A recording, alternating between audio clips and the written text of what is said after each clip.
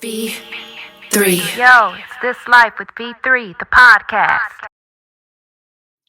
Hello, everyone, and welcome to This Life with V3 podcast with your girls, Shelly, Sasha, and Latoya, where we talk about this beautiful life we have with God, music, family, and friends. And today we have a special guest joining the conversation with us today. And I'm going to hand everything over to the beautiful Sasha so she can do the introduction today. Yes, I'm so happy to introduce my beautiful friend Courtney Johnson, who I've known since the third grade. And, I have that memory of seeing Courtney. I'll never forget it in our classroom in Miss Chastain's class. And I saw another beautiful Black queen and that looked like me. And that just always stuck with me. And I just want to say I love you so much. And I'm so happy to see what God is doing in your life, my friend. And I'm going to read a couple of things, first of all, to introduce you, your bio. Right. Courtney Johnson has been working in the mental health field for 20 years. She has experience working in a variety of levels in the mental health field, for locked residential psychiatric facilities to owning her own private practice. She is a licensed professional counselor and a certified professional counselor supervisor, enabling her to provide direction and training to new professional counselors working towards becoming licensed. Courtney has experience treating a variety of mental health issues. However, she specializes in trauma. As a certified clinical trauma professional, she brings a wealth of knowledge on how trauma is manifested in individuals as well as how to treat it. She has successfully treated many individuals dealing with trauma over the span of her career. So I'm just so excited to have you on our show today. I have to mention, too, you have your master's degree. I have to give you all the accolades. We're so glad to have you on This Life with V3. How are you doing today, Courtney? I'm doing great. I'm so happy I'm feeling honored that you guys asked me on this podcast. So thank you so much. I love you all both, or all three of you, I should say. Right. We all grew up together. Yeah. Well, we are so glad to have you share with us and our listeners on today. So we're going to get right into it, Courtney, okay? Mm-hmm. All right. So, Courtney, can you tell us why you wanted to pursue a career as a mental health professional? What exactly prompted that decision? And what fulfillment do you get from helping others? Well, I will say it kind of started as wanting to work with children. Like, I think I've always wanted to work with kids since really I was a kid. Mm-hmm. And I've always loved to work with, when I was a kid, I always liked helping younger kids, and I like babysitting and all those kinds of things. And I knew so I've known from a young age that I wanted to do something that involved children.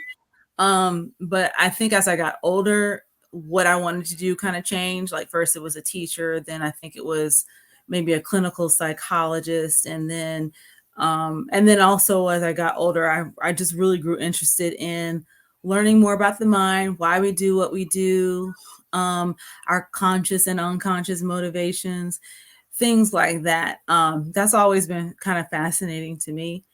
And also just kind of learning about those different mental health disorders was always been fascinating to me. I was always into those TV movies about people who were, struggling with mental health. And I think there was one time when I think it was Nancy McKeon, from what was it? Facts of Life, where she played this young woman that descended into schizophrenia. And I just remember being obsessed about those types of movies and just wondering what leads to those things. And so by the time I got to college, I knew that I wanted to be a psychologist or something, but I wasn't sure exactly what it was going to look like. But I did major in psychology because of those things. And it just kind of made me, as I grew more into my focused coursework on my major, I just started to kind of grown more and more in love with it, and just like was really interested in it and kind of just soaked it up. Same thing in grad school too. And then I actually took a 4-year break. Like most people go straight to grad school after your bachelor's degree.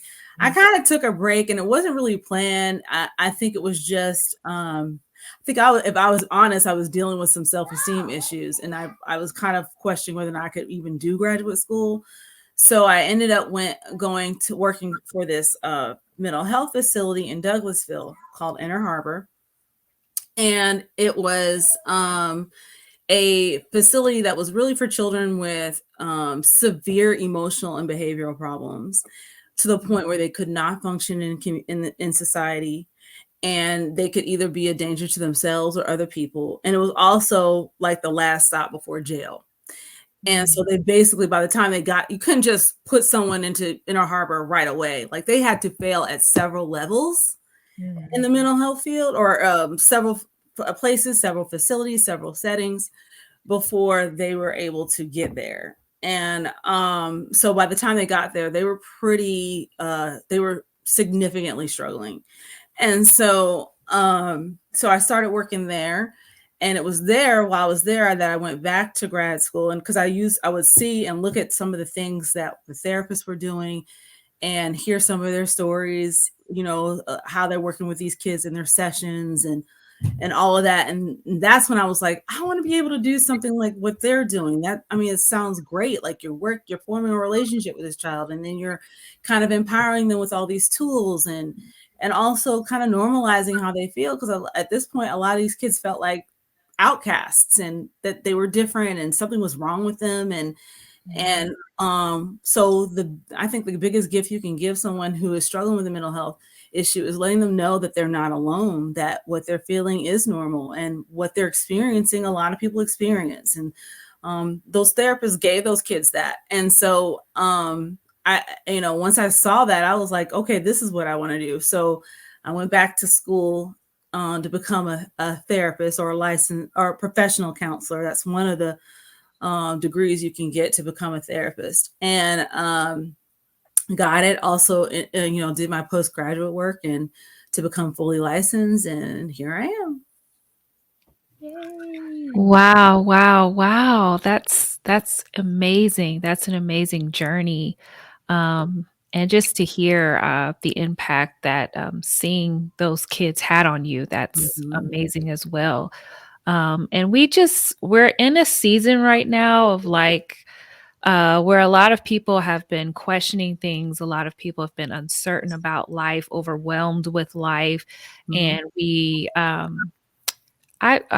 kind of still in it, but we just came through the pandemic, the worst part of the pandemic. And what impact do you think the pandemic had on mental health? I think it had a significant impact. I think what I was seeing was a lot of anxiety, peaking, and people who had never really experienced anxiety suddenly had it. There were also some issues of trauma, especially when you think about someone who lost somebody to the pandemic, to COVID. We had kids who lost both parents to COVID, or even adult kids that lost both parents, or whole families are losing like 9 and 10 members to COVID early on in the pandemic. And and then our healthcare workers having to go to work every day without a real break, I would think, I'm not a doctor, but I would think if I'm a doctor in a medical setting like a hospital, and you lose one patient, you have to kind of process that a little bit. And so to lose one patient after the other, and you don't even have time to process any of those things, would be quite a struggle. And I think there was a lot of trauma that we'd seen, or a lot of these healthcare workers were experiencing trauma because of this, or signs of trauma, because they were, losing one person, several people every day. And then just seeing kind of the devastation. And the worst part of COVID. The worst that you're going to see it is going to be in a hospital setting. So, you see a lot of that too, and probably some depression as well. Especially when, especially again, to go back to the healthcare workers who have to deal with this day in and day out, and for, an indefinite amount of time. And then people who may have lost someone Mm-hmm. due to COVID, or maybe your life situation changed because of COVID. Maybe you lost a job or lost a business, or lost, financially struggled because of it. So there are a lot of negative consequences of the pandemic that did bring about a lot of mental health issues to the forefront. Wow. Courtney, what are some signs that someone needs to seek out help, to seek counseling? I have like a couple questions in one. Need to seek help. And then if you know someone that has experienced something traumatic in their life and they're having some challenges and it's because of that experience, how can you as a friend, a mentor, encourage them to seek help? And I want to add to, why do you think there's such a stigma, especially when it comes to our culture, Oh yeah. of there's this hesitation in wanting to get counseling? This is such an excellent questions, Latoya, and many that I was answering just at a church event that I was part of last month. And so yeah, one of the signs, first and foremost, a lot of, we're talking about depression, we're talking about sadness most of the time than not. Suddenly the things that used to bring you joy, or things that you used to like to do, you're not interested in or don't want to do. It's hard to complete even some of the simplest of tasks. I've worked with people who were so depressed that they could barely get out of bed in the mornings. They describe some days where they can barely get out of bed, or they're not showering or taking care of themselves, hygienically. In some way. They might not be eating, or they're overeating. They may not be sleeping, or they're oversleeping.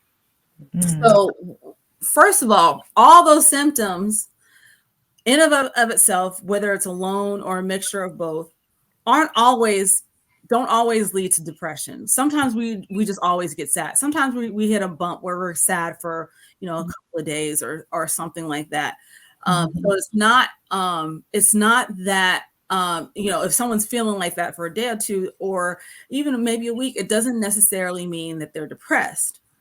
However, if it gets to a point where it's happening for an extended amount of time, so longer than 2 weeks, at least longer than 2 weeks, and it's not really, it doesn't seem to be subsiding, so it doesn't seem to be resolving in any way. They're not really resolving it, and it's starting to get in the way of their everyday functioning in more than one setting of life. So it's getting in the way of their everyday function at home or at work, and in the community in some way, or in school if we're talking about a child, things like that. If it's hindering the way they function in one or more of these settings, then that's where it becomes a problem, and that may be when it's time to seek help. And I think the kindest way to do it, because I've worked with so many people who have had family members and friends that had their best interests at heart and where it was coming from a good place, but they say things like, you have so much to live for, or focus on the positive stuff, or you just got to get past this, and it's not as bad as you think, and all of that. People say these things to people a lot, and thinking that they're helping, and it's not really helping, and it's actually really unkind, because depression goes deeper than just your mood. It's a very organic thing. There are things that are happening in your brain medically that cause and bring about depression. depression can be hereditary too. So if you have a parent that struggled with depression, then you might be more than likely to struggle with depression too, more so than someone who did not have a parent that struggled with one depression. And so hereditary means organic or biological, which means that this is a real medical issue. And not just looking at the positive is not going to do it. So I think the kindest thing that we could do for our friends, our family members that are struggling is just saying, hey, you don't seem like yourself lately. What's going on? How can I help? Right. And just kind of allow them to process it with you if they want to, or if they don't want to.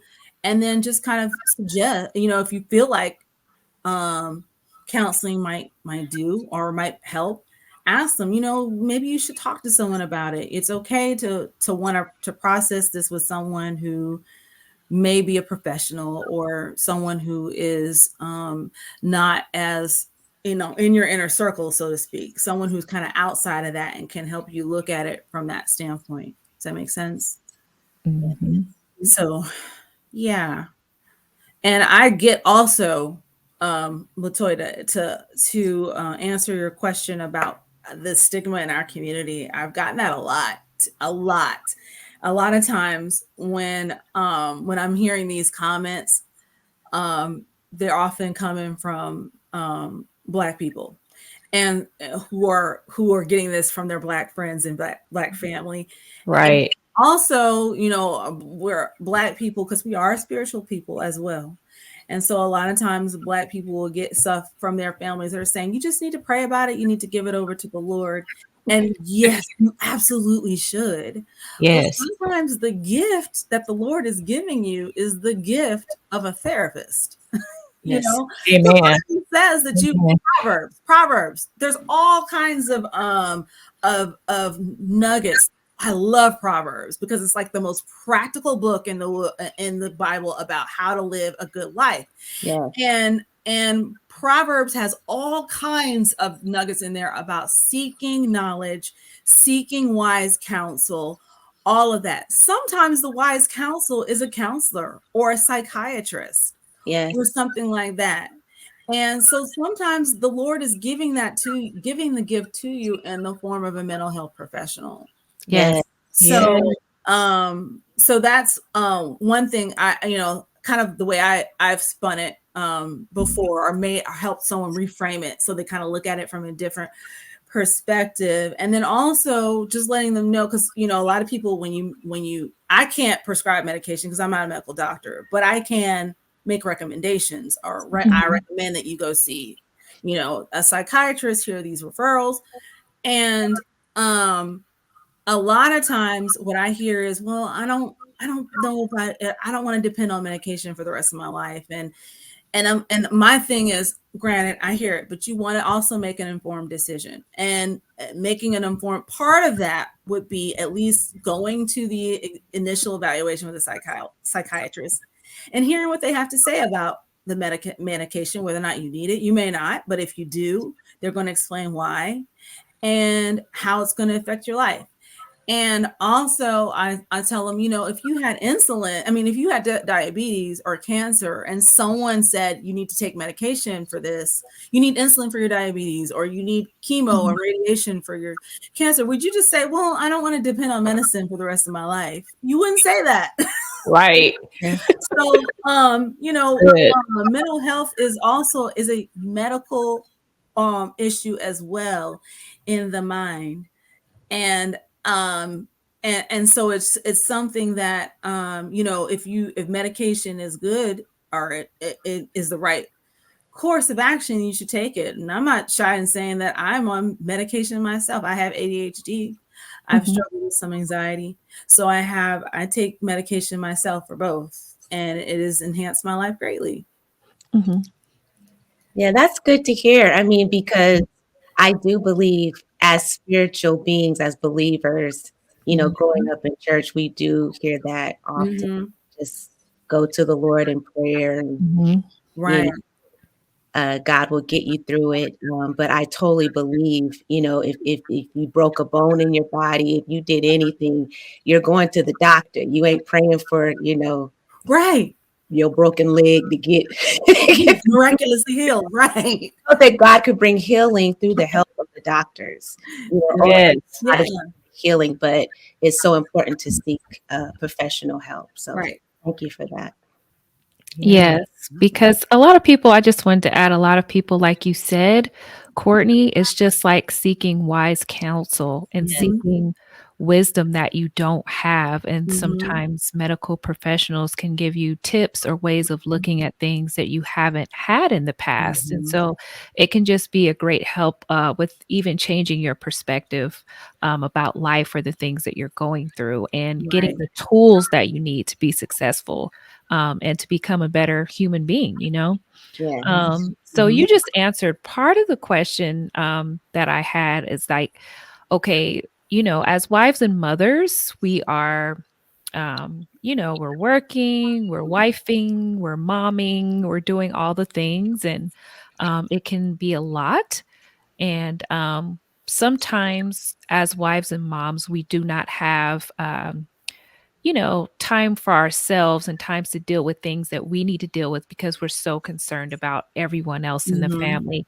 Mhm. So, how do you, as a wife and a mother and a professional, deal with complications in your own mental health? And what are some tips that you can give other women who may be feeling overwhelmed with Mhm. all that they have to manage? And Mhm. tips for them so that they can take time to themselves and get what they need? Yeah. Absolutely. I think that's great. Another thing, another metaphor I've used with people who are struggling with self-care, like moms, it usually is a mom. When I've dealt with this, it's almost always a person who's a wife and mother or a mother. Yeah. And so well, I kind of look at it this way, when you're on a plane and they're doing that little safety demonstration and then Mhm. telling you when the little suction cups Yes, the mask mask. drop, Yeah. and you're supposed to put it on yourself before you put it on someone else. And I said that's Mhm. kind of how you have to look at self-care too, because you Mhm. can't really pour into anyone if you have nothing left to pour in. And the only way you're going to do that is if you recharge yourself and take some time to yourself. Mhm. So, and do what you can, do everything that you need to do to have self care. So that could be something as simple as maybe just being very purposeful about taking some time to yourself. Like, I'm homeschooling my children now, and Mhm. I think this is probably the busiest I've ever been ever in Wow. my entire life. Like I Wow. thought working part-time while they were going to traditional school was busy, but this is pretty, like, this is next level busy. So a lot of times what I've done, I've been very purposeful about it, is that when I'm taking breaks Mhm. from we have a morning block of work and then an afternoon block of work. And then we have a break in between both blocks. So they take their break. They're usually down here, in the playroom. It doubles as a classroom. So they're usually playing in there. And then I go upstairs and I usually try and be as far from them as possible so I could be by myself. And I Yeah. always tell them, if they come in to about stuff that's like can wait, I'm like, mommy's on break too. So I'm not handling this right now. And so it's okay to tell your kids, I'm on break right now. So no, I'm not going to handle this argument. No, I'm not going to fix this toy. Okay. Not right now, whatever. And that teaches them to have appropriate boundaries too.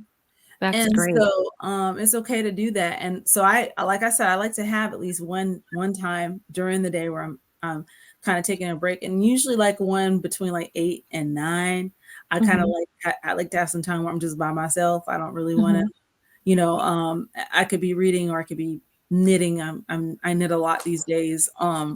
Or maybe just watching a show this way. These days I'm crazy about Christmas movies. So I'm doing a lot of those. But um anyway, being more purposeful about that. And if you need more if you need some more professional intervention, there are plenty that you can do these days, especially since the pandemic. You see a lot more therapists and a lot more online therapy services Yeah. these days. So if getting to a location is a legitimate, for therapy is a legitimate issue for you, because there are, and there are areas that maybe don't have a lot of mental health services close by. Or maybe your schedule is so busy or hectic that it would be difficult for you to get to to go to an in-person um, uh, session every day. But there are a Yeah. lot of online services for that too. Yeah. And a lot of therapists that have their private practice also do offer virtual services as well. I mean, that's starting. I think that's really good, starting to be kind of the wave of the future for therapy, is doing more virtual therapy as well, because that's something that's really picked up since the pandemic. And you see a lot of places, a lot of online therapy services like BetterHelp. I don't know if you've ever heard of that. Yeah. Another one too, but I can't think of it off the top of my head right now. But places like that provide strictly virtual sessions with licensed mental health professionals. So there are a lot of avenues that you can take that wouldn't necessarily mean you having to go in person if that's an issue. Or you might find that maybe going in person is good, because it kind of removes you Yes, you get away. for a little bit. Right. To where you're kind of focusing, because sometimes when I leave the house, if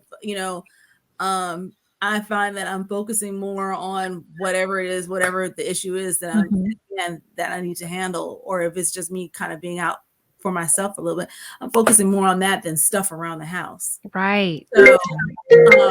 So just maybe just being outside the environment of your house might be a little bit more therapeutic too. Maybe it's being and whether it involves you going to seek therapy in person, or maybe something as simple as going to Target, getting lost in Target for an hour. I don't know if that would be Yeah, good that's financially. therapy for a lot of women. A lot of wives and moms are at Target. You can get in trouble at Target, though, Right. y'all. You really, like my husband says, you don't choose what you want from Target. Target chooses what you want.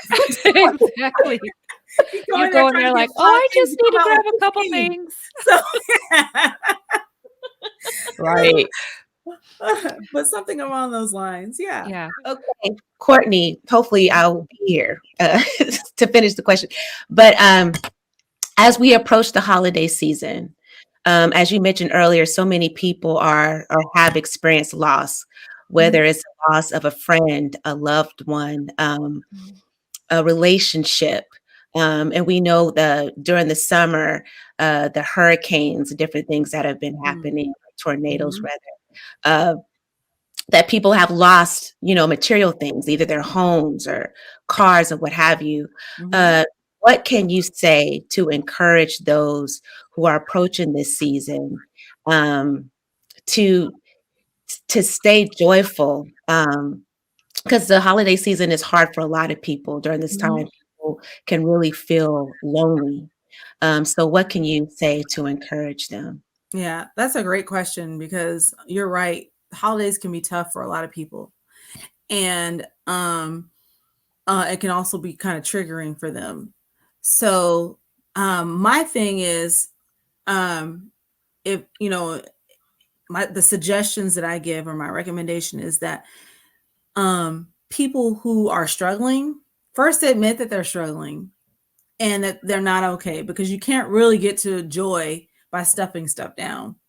So just admitting that they're not okay. It's okay to say that you're not okay. I think we all I know we all, as humans, we're all going to experience times when we're not okay, and that is okay. So it's not, it's just part of being a human. And that's that's all right. So just kind of admitting it, acknowledging it, and then seeking out those who you can have your back, or you can seek support from. That might be friends, that might be family members. maybe coworkers. It could, even if you have to call a mental health hotline, and process it, then you can do that. There are resources for that. And so, so there are lots of things that someone can do, but you can't do anything. You can't really get to joy unless you admit that you're not feeling joyful first.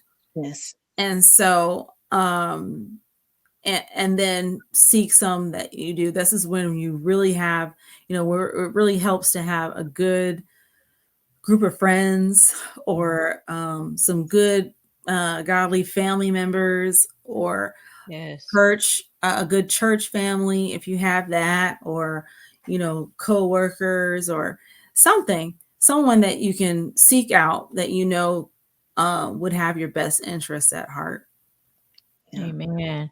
Mhm. Yes, that's good stuff, Courtney. I also wanted to, you mentioned earlier in the conversation that you started homeschooling. I wanted you to Mhm. share your testimony, how it impacted your career, how it impacted, your business, Mhm. and homeschooling your children, how it impacted, the lives of them.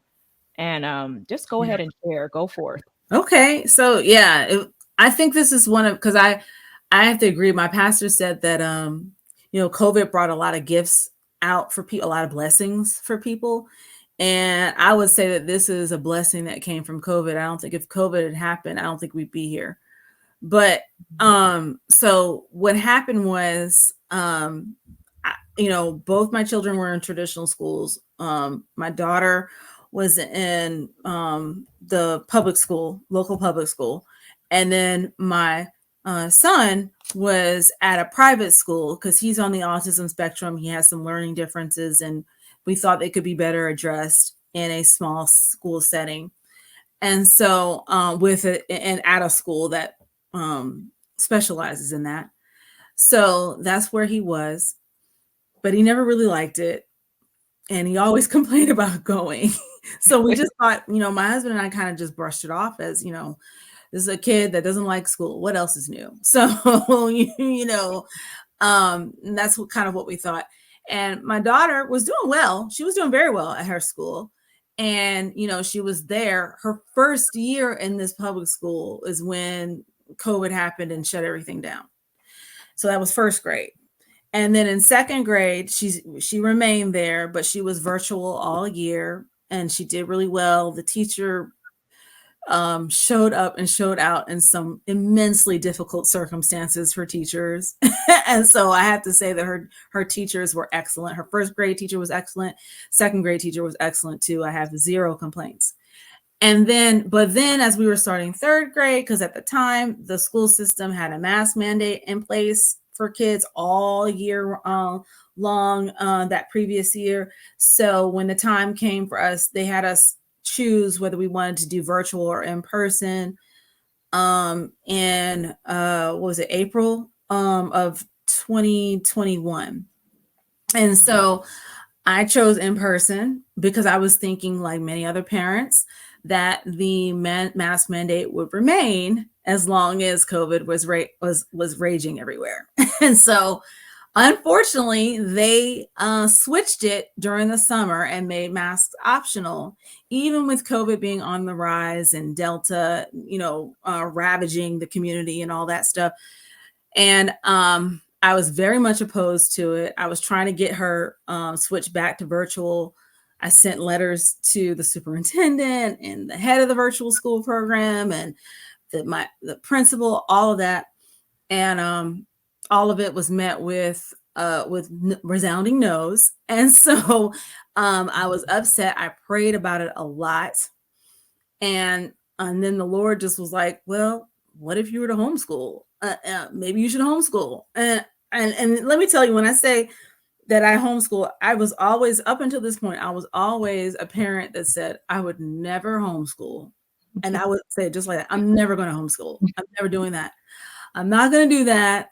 As long as there's a school that is open, my children will be going there. I'm not doing that. Right. So, but let me tell you, when we when we tell God what our plans are, he laughs. And the book is on me.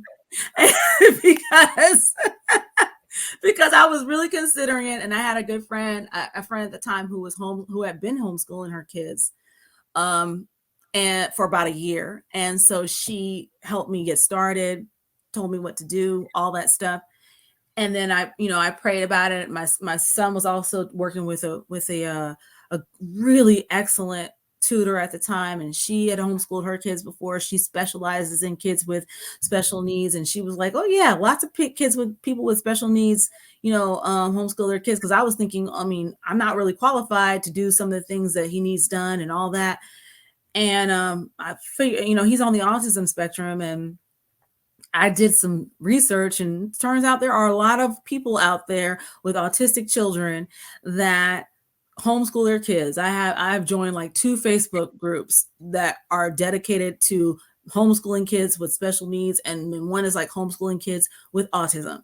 And so it does happen, and it's successful, and because they had lots of success stories on there. And so we did a lot of praying and planning about it, and we decided to pull. I withdrew my daughter the first day of school, in 2021, and then I withdrew my son from his private school because they couldn't really follow. They weren't masking either, but they really couldn't because they had a lot of kids with special needs, and some of them had sensory issues. And you make them wear a mask all day, it can cause a lot of distress. And then their classrooms, the physical size of the classrooms were too small for them to really socially distance. So they couldn't really do those things. But nonetheless, I was concerned about his safety. So I took him out, and after a lot of prayer, and I feel like God talks to me through other people, and I would talk to other people about this, and different people who had not talked to each other, and they would tell me the same thing. Wow. All the same thing. And about homeschooling. And so I started it. We started August 16th, 2021. And I could see a harvest that first week. Like I've never seen my son more motivated for school before. I really had to fight with him about doing his schoolwork, to the point where I really feel like our relationship was suffering. And because we were doing this all the time. And then once we started homeschool, I never really had to stay on him about doing his work. He would always do it. He was very self-motivating. He would like even do extra stuff, even though I didn't ask him to do it. He would go above and beyond and do extra things. And then he was excelling a lot and learning a lot more. He finished he was behind. He's still behind grade wise in some subject areas, but he finished he was on a 4th grade level language arts last year, finished that early, so we were able to move on to 5th grade. And then my daughter has been doing well too. She gets like straight A's most of the time. And so she's reading on at least a 6th grade level right now, and she's in 4th grade. Wow. And so she's she's super smart. They both are. And they're just a lot, but my son's spirit is just at ease now.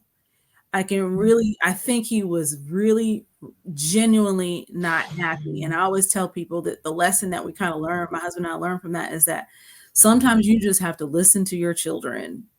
Yeah. And, sometimes when they're telling you they're not happy doing something, they really aren't happy doing something. And so he was really unhappy.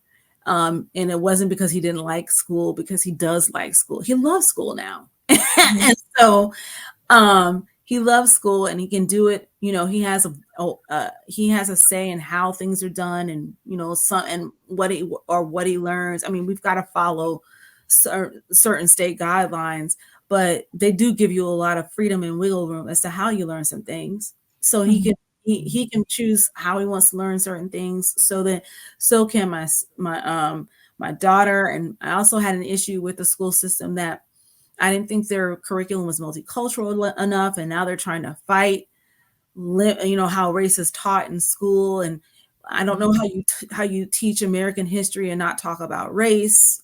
Exactly.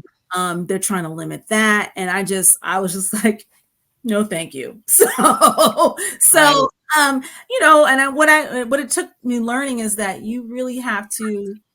A lot of times when you're raised in the public school, like I was, and like my husband was, you're kind of raised to think that's the end all. That's Mhm. like your only major option, and unless you want to pay for private school, but it's not. And and then the blessings that have come from this, like my relationship with my children is a lot deeper, especially with my son. It was really hard. Like sometimes I didn't even want to be around him when I was, before, but we love him, and he's grown into this person. He was so angry before, and now that the anger has dissipated, and Wow. he will tell you he's happier, and that he loves school, and he loves that that we're home together, and it has really enhanced our relationship, and it's also enhanced their relationship with the Lord, because before we even do any of our school stuff, we do a 1-year Bible. Our whole church does a 1-year Bible reading, where we all are reading through the 1-year Bible. And then there's a video that my senior pastor or one of the associate pastors will do. It's like a 1-minute video about that reading. So you read the 1-year reading, you watch the video, and you discuss it with your accountability partner, which in this case is my children. So we read the 1-year Bible together. We talk about what stood out to us. We watch the video, and then we open the school day with a pledge to the Bible and a prayer. Mhm. And I will tell you, they know more about the Bible than I ever did at their age. And there are times where we're having lots of teachable moments throughout the day. It's not just when we're reading the Bible, but something will happen and we're like, okay, well, what does it say in Proverbs about this? And or they'll bring something up. Well, the Bible said that, blah blah blah. And I'm like, yeah, that's right. And then and also to the point where if we're off, let's say weekends or like a break where we're on right now, the rule is you can't watch TV or have electronics or anything like that until you spend your time with God in the 1-year Bible. So you got to read that first. Mhm. So before, for a long time, they would wait for me to wake up, and then I read it to them, and then they get on, their electronics. But I guess they want to get on it sooner. So now they start getting up and listening to it themselves. So Wow. they'll pull up a 1-year Bible podcast that we listen to sometimes, where they're reading the 1-year Bible. They will listen to that, watch the video, and then process it with me when I get up. So I don't even have to tell them to look to get their time with God in anymore. They do it themselves.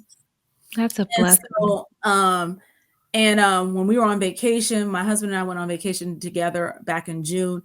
They did it while they were staying at at their cousin's house and their grandparents' house. And they get up and spend that time with the Lord first, and that was not anything I was doing when I was their age. Yeah. And so I don't think it would have been very difficult for us to continue doing that if they had gone back in person to traditional school. So it's enhanced their relationship with the Lord in ways that I can't even explain. It's really been just a blessing. So we're doing it I've told them that I'll do it as long as they want me to do it, Mhm. and as long as I can do it. Yeah.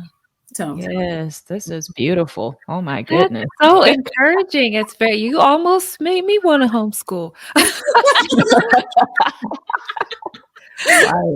Yeah, Right. 'cause, like, I felt like during the pandemic, we kinda all had to do it, like, oh every yeah. parent, and that was hard for me because 'cause I've got, littles, and then I've Yes. got teenagers. Mhm. So it was like, having to keep the littles occupied and then Mhm. get on there and try to understand my 12-year-old to math, and Mhm. then try to help my 15-year-old. It was a lot at the time. And I was like, oh my gosh, Yeah. I can't even keep all this stuff straight. And they had so many apps that they had to, no, mom, you have to put this in this. No, you Yes. have to go look up. I was like, are y'all kidding me? So Right. having to remember all their apps and make Yeah. sure they were up on time. Did you go to this app? Did you check this teacher's blog? Did you do this? Did you do this? So it was a lot. And I was like, Mhm. Lord, I don't know if I could do this for a continued period of time. Like, I just don't. I was like, "Whatever happened to regular school books?" Right. They I was don't like, use where them are y'all's anymore. books? What Right. kind of math is this? You could just do Right. it Oh this gosh, way. we started the new math. Yeah. Yeah. Like, I don't understand this. You can just put this Yes. here. This is so much easier. So, Yes. you know, I commend every mother out there who is Yes. taking on the challenge of homeschooling, Mhm. because it can be difficult to be, you know, your children's like literal everything and Mhm. their teacher as well. Mhm. But I commend every mother who's out there doing it and doing it well. And like you said, implementing those things that are most important, like their relationship with Jesus Christ. Mhm. It's so important that they're getting fed that word like now at such an early age, because it's such a crucial time in our world and in our Yes. society, and those things need to be put into our children. And if Mhm. nobody's going to do it, it has to come from us, the Yes. parents. You know, Yeah. God has commissioned us and given us these Mhm. gifts of Mhm. parents and being parents over these children, and we've got to steward our gifts very well. And Right. so this was just so encouraging, Yeah. Courtney. Yes. Me Everything you too. said over this whole Thank you. 30, Yes. 35 minutes. Well, can I say one more thing? I just want to say one more Sure, go thing ahead. about Black homeschoolers in particular, because what they're finding, and several stories have been done in this recently, is that the number of Black homeschoolers since I want to say the spring of 2021 Mhm. has quintupled. So it was Wow. like but at the fall, I want to say the fall of 2020, it was like Mhm. 3% of homeschoolers were Black homeschoolers, Mhm. but that number has jumped to 16%. Wow. Wow. So Wow. more and more Black Awesome. families are starting to homeschool. And a lot of the reasons for that are some of the same reasons I gave you, just Yeah. kind of not really agreeing with the way the school's handling COVID. The fact that our kids now have to do active shooter drills all the Yes. time, that bothers Yes. me too. Right. And Yeah. because It's that's not crazy. something we had to deal with growing up. And then also the way that kind of the truthful telling of history, Yes. and even contributors of science and Mhm. literature is not Yes. really being handled the way it should be, and Right. it's not multicultural. So I strive to make our homeschool one, um led by God and God first. It's God Right. led, Christ led. And number two, we are learning about everybody, and we're going to be truthful about the history. We're not Right. just learning about Europeans. So Right. so that's kind of what we strive to do, and I've been very purposeful about doing both. That's That's awesome. So awesome. yeah, and there's lots of good resources out there if you want to make homeschooling more multicultural as well. So anyway, but I just wanted to say that because I thought it was really interesting that the numbers are starting to pick up among Black families. That's great. Yes. It's great to hear. Mm-hmm. Definitely, definitely. Yeah. Well, Courtney, how can people get in contact with you? You can give your email or any social media, just in case they have questions about Yeah. mental health or um, anybody you could recommend to them. Also, homeschooling, if they have any questions. Yeah, absolutely. So they can get in touch with me through my email, which is Sims, SIM as in Michael, S dash or hyphen Johnson, JOHNSON at live.com. LIVE, V as in Victor, E.com. All right. Well, we certainly appreciate you, Courtney, for taking the time out to talk to us today and talk to our listeners. This podcast has really, really been a blessing.